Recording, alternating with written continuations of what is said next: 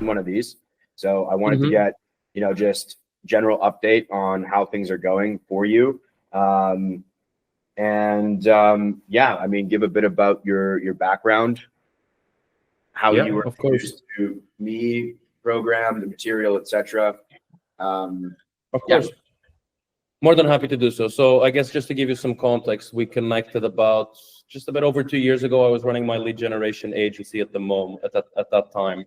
And I wanted to pivot into doing something different. I understood that the space was inherently capped and that you were struggling to scale in whichever vertical you were in within the traditional SMMA route. I remember I reached out because I think you were running Savvy Capital at the time, so helping businesses fundraise. We first discussed, you brought me in, helped me on, in this case, I helped you with some of the deals that you were working on, which is great because it got me obviously the experience that I was looking for. And then I remember maybe a year and a half ago, you launched the, what was it in Chat Buyers program, if I'm not mistaken, in which you kind of just in January. It was January, yeah. And then you launched all of that. And kind of as I was looking to set up my firm on the back of the work that we had done together, and then obviously we started just going off of the resources that you had, which were extremely insightful. So just to give you some context and obviously for the people watching, understanding the confidentiality of the space and that there's not much that we can't disclose. I think when we first met, I had maybe 4 or 5 people that I was working with full time. And as I was looking to build up Avalanche Capital, we're now in a position in which we have 17, 18 people full time. We're raising just a bit over $2 billion. So I think we're doing 2.3, 2.4. We are mostly in the early to mid-market venture capital space. So a space that's been very difficult to raise capital in the past, but which, given the work that we've put together and the processes that we have built, we've seen some sort of success with. And that's mostly what we do. Early to mid-market, we do some sort of M&A transactions as well, which we're undertaking now. A few deals that are looking to close before the end of the year, knock on wood. But yeah, overall, I can say that if it wasn't for you, I wouldn't be in a position that I am in today. And so I thank you not only obviously for the experience of having worked with you and kind of just followed your lead on that, but obviously then going off of the materials that you built together and helping me put this business and structure together. So all good things to say. Appreciate it. So off camera, you were alluding to a transaction that you're working on right now. Could you, obviously without giving specifics and names, just talk about specific transactions, where you are in those within the process, what you stand to make, and then also if you could delineate what your average month looks like in terms of cash flow, profitability, etc. Yeah, I guess I can start with the last question. So initially, when we came into the space, it was very much off of that model that we were speaking about, right? So an upfront fee, a commission, and then going off of the back of that. And I guess much due to my ignorance with the space, our goal initially was to just try to get the deal over the line, most times undertaking a lower commission fee than expected. So what we've gone from in the last couple of months / years to now is now we're in a position in which we prioritize the quality of the deals that we work with. So I might turn down a deal that offers to pay us $100,000 upfront, but I may choose to take a deal that would have no cash component upfront. Just once again, prioritizing the quality of the deal and maximizing our chance of earning revenues off of it. And so what we're doing increasingly is that not only are we adding higher commissions, but given the work that we have done, but also adding carry components to the venture capital funds that we work with, adding equity incentives as well. And in terms of how I'm building this firm and the overall goal for the next couple of years is essentially to become a holding company in which we own equity and carry the interest of the companies that we work with, those being venture capital firms or startups, and then eventually selling it later down the line. Also, something that I haven't told you off camera is that now we're looking to set up our own fund as well. So we're in the process of doing that at the moment. In the GPU space, we can talk about this more off camera if you'd like, but looking to set up an initiative for $100 million with a client that came in through cold email marketing, and that we just ended up having a discussion and coming in as GP. So overall, my life has done a 180 over the last year mainly. It's been a lot of work. I don't take days off, and I don't think that if you're trying to build a business that you should. But yeah, I think it's been amazing. I'm very much enjoyed doing what I do compared to what I was doing before in the lead gen space. Do you have any advice for people watching this that are considering joining and doing this sort of work? I do. I would say that the most important thing for me to understand is that this is a very small space. And so you don't want to burn any sort of relationships and you don't want to burn any sort of bridges. You need to understand that most people know each other and that you'll end up working with them or meeting them at some point later down the line. So just make sure when you're going out there and you're starting to communicate with these people and try to engage with them, that you come from a value standpoint and that you're not just looking to grab a quick win and maximize how much you charge up front. Understand if you can add value, do everything that comes within your power to add value. And that's not simply just doing cold emails.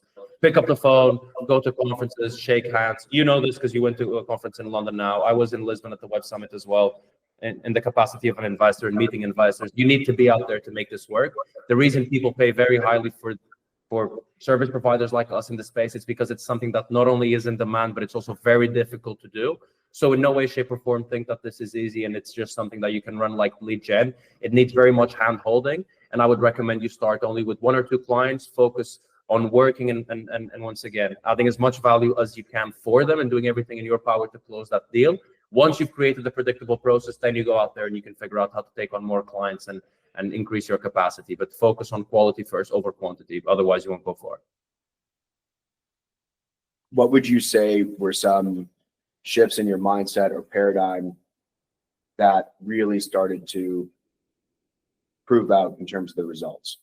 What were some things that you went into this initially thinking that you later realized, either through working with me or through direct experience, taking action, that resulted in you making a shift where things started to click? Because I know for you, you did what, like 170 in like your first 5 to 6 weeks, something like that, in cash in, but you were doing the churn and burn model. So what were some key things that shifted? A few things that shifted and that allowed us to kind of, can you rephrase the question? Sorry. I just mean like revelations, things that you went into this initially thinking that you later realized, or just learnings that you had throughout the process, things that you can, share with people that are at the beginning of their journey that would help expedite their success. I think the most important one is just, especially if you have a marketing background, is looking at the space and understanding that the kind of the fundraising space, which is the one that I have experience with. I don't know kind of what you're doing and who you're helping at the moment, but just off of the back of my experience, is a very digitally outdated space. And so you can stand to be at a huge advantage if you position yourself correctly from a marketing standpoint. And I can tell you this, I attribute 99% of our success, not to sales, not to closing, not to, irresistible offers that you put together, but mostly given how we portrayed our offer, how we conveyed our value, and how we're able to deliver it. So the sales and assets, the via sales, the marketing, that's extremely important. And I can't emphasize enough how many people have come onto calls and said, this is the best VSL I've seen, or this is the best process breakdown I've seen, and I really understand what you guys do, so much that it puts you in a position in which they're qualifying themselves to work with you. And that's where you want to be, because in this line of business, you don't want to take on everyone, because 99% of deals won't fulfill. And so you need to be able to choose the people you work with and have them qualified to work with you. That's the first thing. The second thing is, and once again, that's not necessarily given the experience, but just the experience of working in the space, is that there is no cap on however much you stand to earn. For example, I have a deal that I'm working on now at the moment, which we won't mention names or anything, but if we close that deal, just our firm alone would make 3 million off the back of that deal, which was a deal that was closed back in May. So understand that, one, it takes time to fulfill these deals, and sometimes even with due diligence processes and whatnot, it's going to take over a year. So you need to be okay with that, and you need to be okay with not getting paid monthly for that, in lieu of that higher commission that you're going to get paid out at the end. So I think it's just those things, and not having the misconception that you come into the space and you can make a lot of money by charging retainers, because that's not where the money is made. And sometimes it plays more to your disservice than it plays to your advantage. So those are the things that I would say. But this is just the way that I run it. It's the way that I've been successful doing it. Everyone has their own way of doing it. Most people won't be successful, but those that are, once again, I think they stand to make the majority of the ROI in the space. Got you. Okay, understood. Did you have any sort of hesitations or notions about the veracity and the legitimacy of the program, what I teach, before you joined? Was there anything that you were sort of unclear on, or that you called bullshit on? I mean, not necessarily, and also because I knew you from previously, right? And we had worked together, so I didn't really have the issue of knowing that, of not knowing if this was legit or if it's going to work. I think that obviously for people watching this and looking to make a decision, you need to part ways with a respectable sum of money, but at the end of the day, like the ROI that you stand to gain is huge. And this is what I tell all of my clients as well, right? If you're charging, for example, 50,000 up front, but if what's out there to get is 250 million, that's nothing, right? And so people pay on the perceived value that they received out of it. So obviously they just need to understand kind of what are the expectations, what can they achieve over a specific period of time, and that most times will align, and you'll see that you stand to gain from whatever you're charging or paying. So that's what I would say. But no, only good experiences. Very much enjoyed working with you. We still maintain a relationship and share deal flow. So even past kind of moving that advisory relationship, but yeah, all good things to say. Got you. Another question is this. What would you say to someone who is under the impression that this material is so good, why would I teach it? Why wouldn't I just guard it? What would you say to them? I mean, I can tell you what I would say, because this is what I would say in your position. I think that, once again, based on the predicated idea that you can only work with so many people, you don't have capacity to take on hundreds of clients. Like if I wanted now, I think we have 15, 16 clients. I can't take on 10 more clients without having to hire 20 more people. Whereas if I decide to work with a partner, give them access to all of the plug and play systems, the frameworks, and they go out there, then essentially one person has the capacity to go for 15 people more, right? And so that broadens up your market much more. I don't know what sort of agreement you have with your clients. Maybe it's a rev share, maybe it's an upfront, maybe it's commission-based, whatever that is. It means that you remain focused on your deals as part of Cadenwood Capital, but then you also broaden up that range of deals that you have access to, which you stand to benefit from, not only from the commissions that you make, but also given the capital that you can put in through the relationships that you already have in the space. So that's kind of what I would say. Got it. Okay. Is there anything that you want to leave people with? That I want to leave people with, that this is a very difficult space to work in. I think that those who are successful, which are the 1% or 0.1%, will be very, very successful. And you stand to make 100 times more money than you would if you're running an agency. That's just the experience that I have.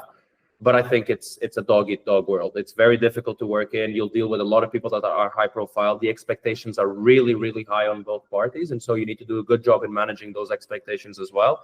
But at the end of the day, I don't think there's any better space to work in. You like finance, I like finance, so you know exactly what I mean with this. And I think if you lead with the right intentions, if you lead with value, and if you go off the basis of, I want to help these people, regardless of me charging 100K up front, 50K up front, whatever that is, then sooner or later you'll be successful. And most times you're just one deal away from a new life. So that's what I would say, and what I would leave people with. There we go. There we go. All right, man. I appreciate you doing this. Let's bro, anytime, bro. In a couple months here, when you got Yes, some more sir. stuff done. Yeah, I'll keep you posted also on if this deal closes. If it does, we'll do some. I'll fly out there. We'll do another interview, or we'll do some shit like that. Hey, that works for me. I'm gonna come to Dubai in February. Let's go on there. Spend maybe a month there, and I've got to get all my ducks in a row, get my setup taken care of. So yes, sir. Jake is there, right? Yeah, Jake. Where are you? Did you leave?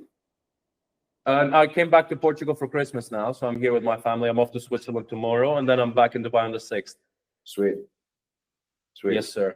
I'll see you. So yeah, let me know when you come, and please, bro, if I could ask you, just do those reference checks for me. Get back to them. Much appreciated as always. Thank you, brother. Thank you. Bye bye. Okay. Ciao. Bye.